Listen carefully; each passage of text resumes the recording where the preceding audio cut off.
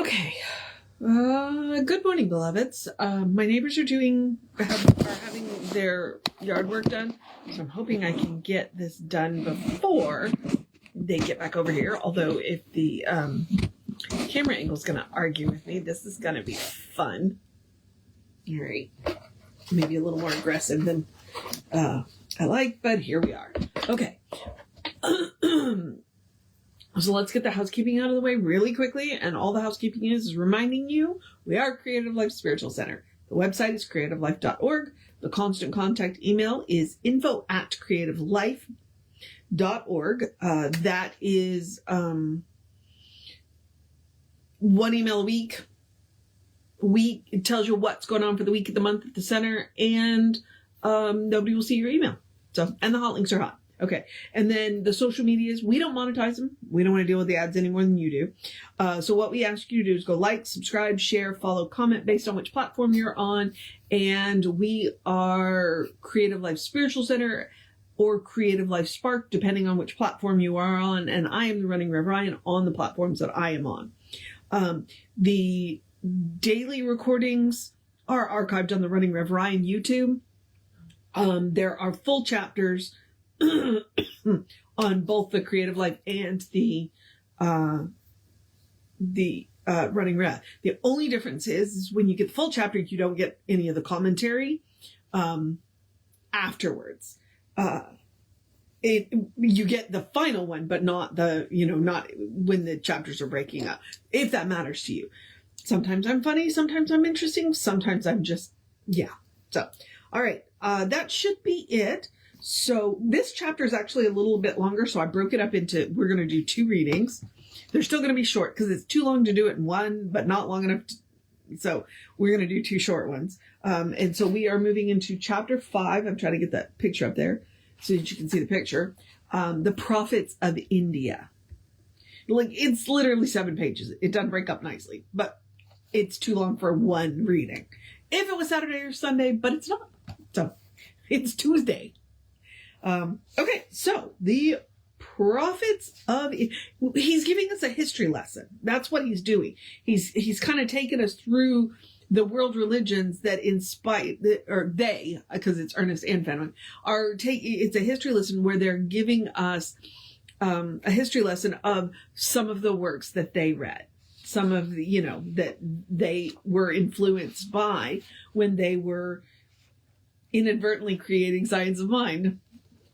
So, and I say inadvertently because Ernest never intended to create his own religion. He got talked into it because he said, I know this really cool technique. Let me teach you the technique and then go home. And people didn't go home.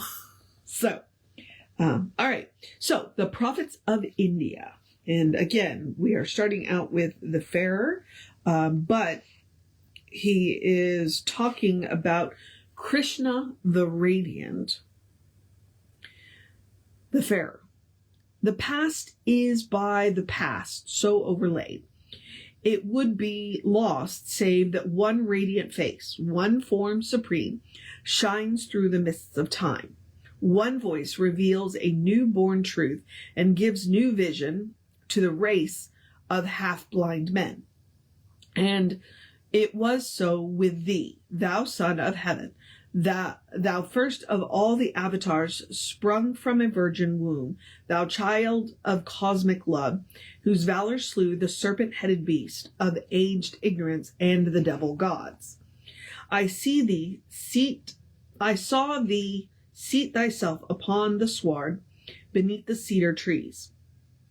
The autumn moon fell on thy Brahmic face, and thou didst pluck the Venus strings and tell the raptured throngs the tales of gods and heroes and wars, of Rama the divine, and seeing them too far entranced by thee, thou taughtest them to sing the glorious deeds of heroes and of gods in tune with thee, with beating drums and cymbals and with arms and hands and rhythmic step, to execute a dance which showed in pantomime the majesty of Brahm and passion of the hearts of those who served or suffered in his sacred name.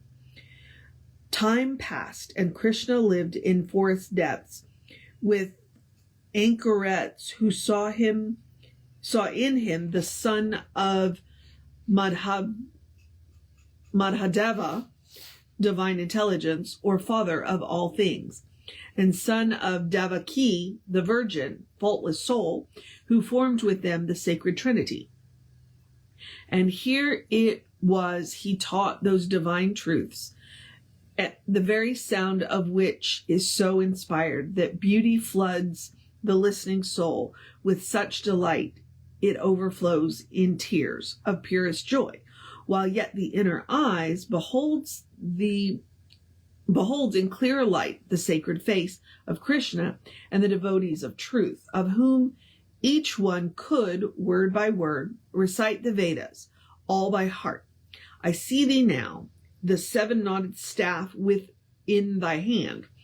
The sacrifice of fire to Agni is complete, and thou hast bent thy loving look upon the noble face of young Arjuna, king and heir of the Pandavas, descendant of the solar monarchs, who with Rama fought and overcame the worshippers of Luna gods and goddesses, whose shrines were consecrate to serpents and the devil gods, of evil, ignorance, and lust and fear. And I have come to earth again at once before, to turn men's hearts to knowledge of the soul, invisible, imponderable, immortal, and divine. Man is triune. His soul must find its place in sattva, with wisdom and with peace. But if the passions or the rajas dominate, intelligence is lost, and man is spun upon a wheel from which there is no escape. And if it be he yields to body sense and its desires, he into tamas falls in ignorance and temporary death. The Farer continues. How can we then escape? Myself inquired it of my deeper self. If so it be, as I believe, that he, our God, is hidden in the heart, and yet man loses sight of him and plunges once again into the depths of ignorance, how then will he awake to primal truth? I heard reply, man does not lose his soul, but loses sense of soul, until a soul, like Krishna or the Christ, appears so bright with consciousness of God that he inspires in other hearts the longing for the good, and thus he mediates his God to man. Divinely human, humanly divine. Such souls are seen and heard, and so become to us the voice of God. How dazzling is the vision they inspire, yet tragic oft their fate, misunderstood alike by all, condemned and persecuted by the race. Their mission misconceived by those who wish to chain the seeing soul to monstrous creed of fallen man redeemed by suffering. The masters made no claim to pay for sins, to angry gods for other men, but to provide a knowledge of the way whereby man might redeem himself from lust and false desires, and step by step unfold the God already hid within. That is their word, that thou art that, a God concealed within. Revere each avatar for what he was, a soul who lived as you yourself can live, a soul who knows what you yourself can know, a soul who was what you yourself can be.